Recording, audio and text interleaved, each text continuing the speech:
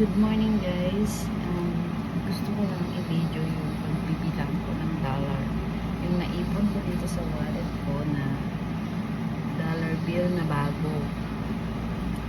Kasi sa pinagtatrabuhan ko, kapag may bagong pera, pinapalit ko. Tapos nilalagay ko dito sa wallet. Yun, bilangin natin kung magkano na naipon dito sa wallet.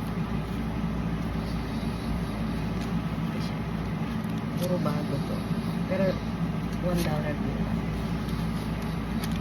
Hindi ko kaya yung highest value. Ay, highest highest value.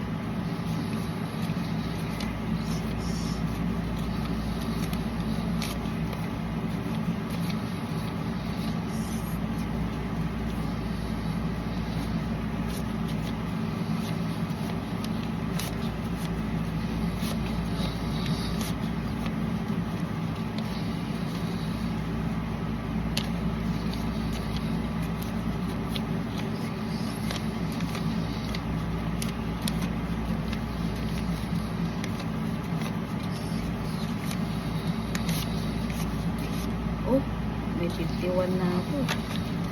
May $51 na ako. Na puro malulog.